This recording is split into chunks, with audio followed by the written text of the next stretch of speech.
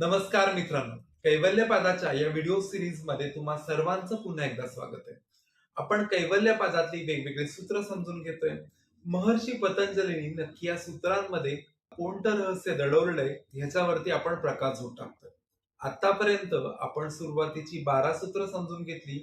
आज आपल्याला सूत्र नंबर 13 बघायचं आहे.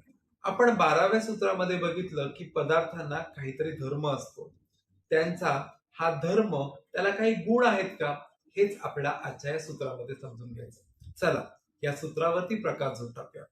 ते व्यक्त सूक्ष्म गुणात्मानः या सूत्रामधील एक एक शब्दाचा अर्थ आता आपण समजून घेऊ. ते म्हणजेच काय, तर 12व्या सूत्रामध्ये ते जे धर्म सांगितलेले आहेत, ते जे पदार्थ आहेत, त्यांच्याविषयी ते महर्षी पतंजली बोलतात.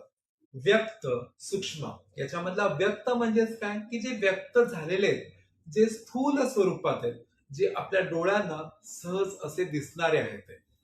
पुढे सूक्ष्म म्हणले. सूक्ष्म म्हणजेच काय, की जे अदृश्य आहेत, जे आपल्या डोळ्यांना दिसत नाहीयेत, जे अतिशय सूक्ष्म अशा स्वरूपामध्ये उपस्थित आहेत असे ते.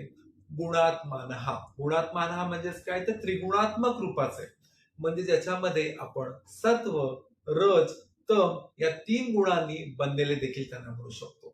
एकंदरीतच या सूत्राचा आपण अर्थ असा समजून घेऊ शकतो, की या जगातील जेवढे पदार्थ आहेत, जेवढे धर्म आहेत, ते सर्व धर्म इथे व्यक्त स्वरूपाचे असोत, म्हणजेच ते डोळ्यांना दिसणारे स्थूल असो किंवा सूक्ष्म स्वरूपात असो, ते त्रिगुणात्मक म्हणजेच रज, सत्व, तम या तिन्ही गुणांनी तयार झालेले. इथे महर्षी पतंजली कुठेतरी या जगाची जी निर्मिती झालेली आहे, ही सृष्टी जी निर्माण झाली आहे, ती कुठेतरी प्रकृतीपासून तयार झाली असं म्हणतात. ही प्रकृती म्हणजेच काय, तर त्रिगुणात्मक गुणांचा भाग आहे असं देखील आपण म्हणू शकतो, ज्याच्यामध्ये सत्व, रज आणि तम गुणांचा समावेश आहे. मग सांख्य दर्शनामध्ये देखील हेच म्हणलेलं आहे.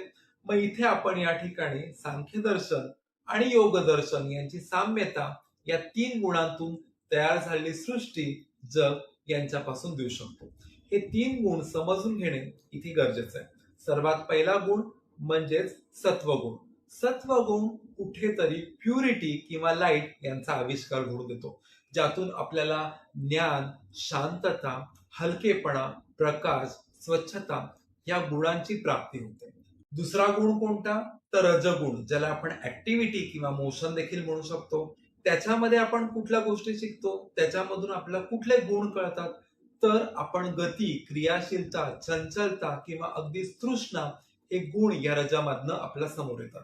आणि तिसरा गुण म्हणजे तमगुण, ज्याला आपण इनर्शिया किंवा रेस्ट असं देखील म्हणतो.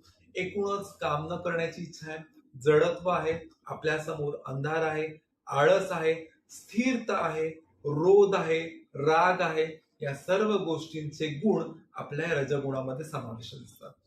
आपण हे सूत्र समजून घेण्यासाठी एक उदाहरण बघूया. एक व्यक्ती शांत ठिकाणी, त्याच्या आजूबाजूला कुठलाच आवाज नाही, या शांत वातावरणामध्ये तो अभ्यास करण्याचा प्रयत्न करतोय. ही झाली सत्वगुणांची अवस्था. तोच माणूस जेव्हा आपल्या कामाच्या ठिकाणी पोहोचतो, धावपळीत तो ट्रेन पकडतोय आणि कामाच्या ठिकाणी गेल्यावरती काम होत नाही, म्हणून तो काहीशी चिडचिड करतोय. ही सगळी धावपळ, ही सगळी चिडचिड, हा सगळा पळापळीचा भाग हा आपल्याला कुठेतरी रजगुणांचा भाग देतो. हा माणूस दमून थकून घरी येतो, तो झोपतोय, तो आळस देतोय. हे झोपणे, आळस देणं हा कुठेतरी तमगुणांचा भाग आपल्या समोर येतो. आपण आजच्या सूत्रामधून गुणांचे त्रिगुणात्मक प्रकार नक्की काय हे समजून घेतलं. आपण कैवल्यपादामधलं हे रहस्य उलगडून बघितलं. मात्र अजून अशी बरीच रहस्य उलगडून बघणं आपल्याला बाकी आहे. ही सर्व सूत्र, त्यांची माहिती मी तयार केल्या लगेचच तुमच्यापर्यंत पोहोचण्यासाठी तुम्हाला करायचंय काय, तर हा चॅनल सबस्क्राईब करायचा आहे. आवडला असेल तर लाईक करा, तुमच्या मित्रांसोबत शेअर करा. तुमचे मूल्यवान प्रश्न, तुमच्या कमेंट्स यांसाठी कमेंट बॉक्स खुला आहे. लवकरच भेटूया कैवल्यपादातील पुढच्या सूत्रासह. तोपर्यंत धन्यवाद.